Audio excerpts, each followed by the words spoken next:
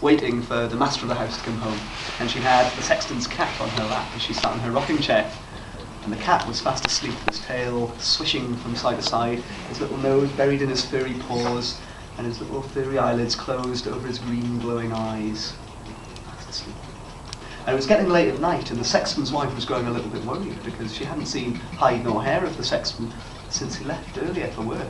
And she remembered a time last year when he'd had a little bit too much to drink on the job and had actually fallen into one of the graves he'd been digging and hadn't come home until something like 3 in the morning. She was just on the verge of deciding whether to go out and look for him or whether to go to bed when the door burst open and the sexton ran in, wild-eyed, sweat dripping down him, and he said, "Woman, do you know who Tom Tildrum is?" "No, I don't. What do you think you're doing anyway, bursting at this time of night and asking me stupid questions like that?" He says, "You won't believe what's happened to me. I've had the most incredible adventure tonight." "Well, sit down and tell me about it then," she says. And so he does. He sits down, he says, "Well, I was digging a grave for old Mr. Wilson. You remember old Mr. Wilson in the village, yeah? Died last week. I was sitting digging his grave and I got a little bit thirsty." "Ah, so you've been on the drink again," she says. No, I didn't touch a drop. Anyway, I had a little bit of whiskey." "I thought you said you hadn't touched a drop." "It was only half a drop maybe," he said.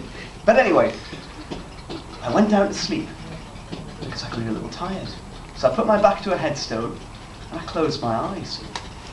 I must have been asleep for hours because when I opened them again it was pitch dark. Only I could see a little bit of light.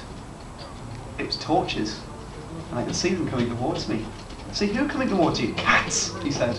"Cats?" "Yes, cats. And lots of them, all in a long line and all carrying torches. And every time they took a third step, they went 1, 2, 3, meow, meow," said the sexton's cat, opening one eye. "Yes, just like that," he said. "Never mind the cat," she said. "What happened?" He said, "Well, the procession walked past me, and I saw that the last 4 cats in the procession weren't carrying torches at all. They were carrying a tiny coffin.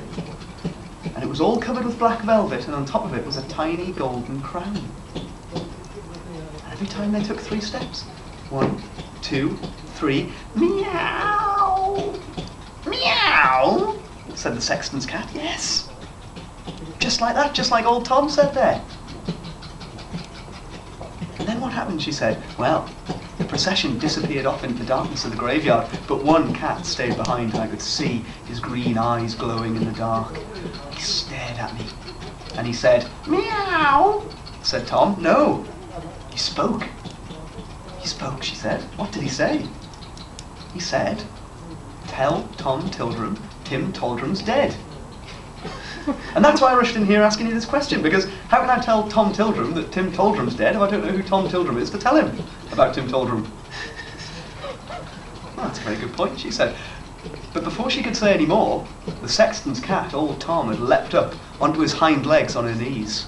He was laughing. He laughed. "Tim Taldrum's dead? Then I am the king of the cats!"